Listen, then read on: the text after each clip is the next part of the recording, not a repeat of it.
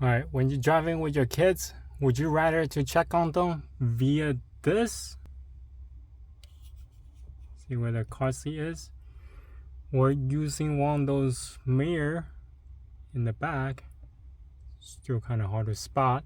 Or would you rather use this? Hello and welcome to New Parents in Training. So today I got a product from Rohent. They are specialized in car monitors. So the one that they sent us is the car baby camera monitoring kit. Now initially when I got this product, I was thinking, well, it will be just same as all the other car monitoring kit. However, once I got it, I realized this one is a little bit different. This model I got is the N06. Usually this type of system use cigarette lighter adapter to power the monitor. But once I open it up, then I realized, okay, so this kit is actually able to hardwire into your car. Today, I'm gonna not only show you how to set this up, but also how to hardwire into your car so then you can save up a space for your cigarette lighter port. Because if that port is being occupied, then you cannot plug in anything else, such as recharging your phone. Now the unboxing is super straightforward. You open it up, there's a manual, and then you will see the power cord, which is lets you to hardwire into your car. And then you have all the other accessories that they provided, such as straps to hold the camera system, the cigarette lighter adapter. There is a suction cup, and also I will show you an alternative way. Instead of using the suction cup, I'll use something else to hold the monitor. Extended video cable, and of course you have the monitor.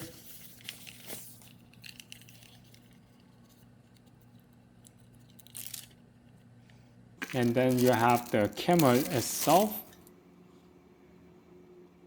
And then you have the T-tabs, but I'm not going to use those. I'll show you in a little bit how I hardwire into my car. So let me show you the simple setup first. The simple setup will be utilizing the cigarette lighter adapter port. Now before you go install it in your car, make sure that you put the straps onto the camera itself.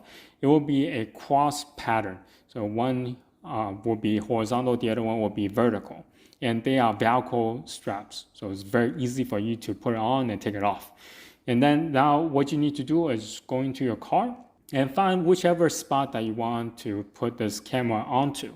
Now for me, I have two kids. So I'm going to use this camera on my toddler because he is moving around in the car a lot. And I would like to see what he is doing from the front while I'm driving. So the camera will be facing him. So depending on where your car seat is facing, then that's how you're going to set up your camera accordingly. And then what you need to do is to plug in the extended video cable. There is an orientation with the video cable itself. Both ends will have an arrow sign. So you need to match the arrow to arrow in order for you to plug in this cable. So next thing to do is to set up your monitor. Find a spot that where you want your monitor to be on. The suction cup, the bracket itself, can hold the monitor either upright or against the window. So depending on how you want to set it up, some people like it on the dashboard, which is cool, and some people prefer on the window. But I have an alternative way to set this monitor up, which is using the cell phone holder. So my experience with this type of suction cup is they will lose suction over time, and usually pretty quick too. You're talking about days, if not hours. They will just come loose. I would like to have something that can hold it down more security, and the cell phone holder tend to work just as good. So anyway, once you have that done, there's a little red light on top of the cigarette lighter adapter. You have to turn it on. Otherwise, there's no power going to the monitor. And now let me show you the second way, which is hotwire into your car. So to hotwire into the car, you need something to tap into your fuse and something to clamp it down. This is for the negative terminal, which you're gonna put onto the cable, and then fuse. So to start off, we have the black, that's the negative, the red is the positive. To tap into the fuse, you need to use the positive terminal. And give it a little bit pull. It's not coming off. Now this end.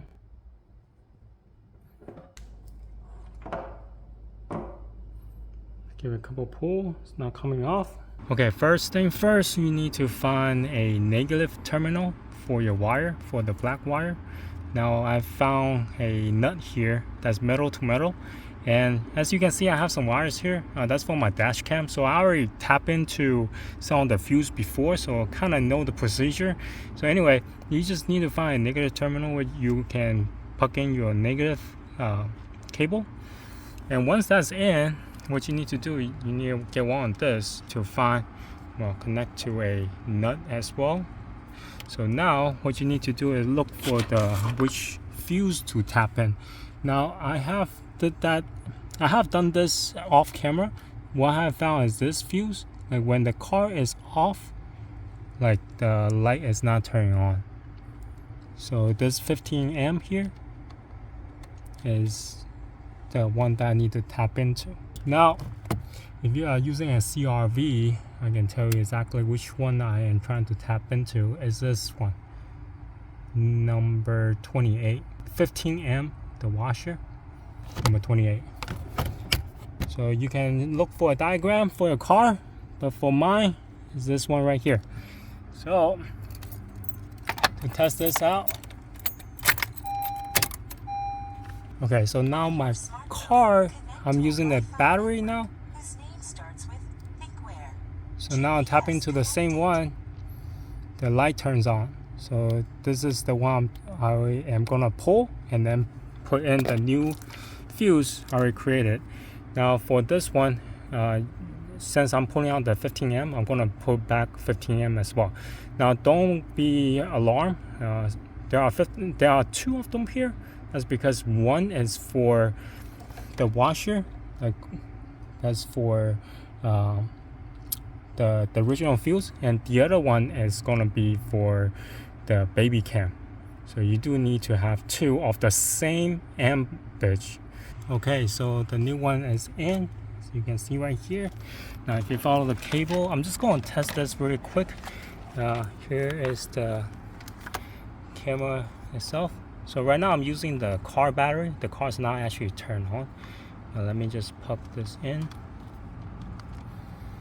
Alright, so I have the camera here. So let me turn off the car. See, right now it's off. Turn it on.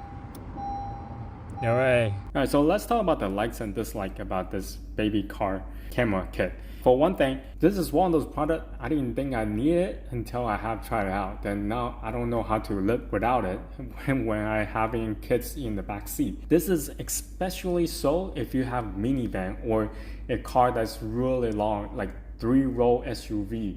If you want to see the fall in, then you need to have one of this monitoring system, because there's no way for you to see all the way in the back. Now even for me to look over my shoulder on the second row, if I look through the mirror or the reverse mirror, it's just very hard to tell what is actually going on. There's only so much you can see through using those mirrors without you turning around. From the safety point of view, if you have kids in the back seat, if you want to see what's going on in the back row, then this is a monitoring system you need to have. Now, the second thing I really like about this particular one, it can hardwire into the car without utilizing one of those cigarette ports. Now, cigarette port in the car, you probably get one or maybe two at the most in your car. So having that being occupied by using the camera system, then you are unable to recharge your phone if you wanted to.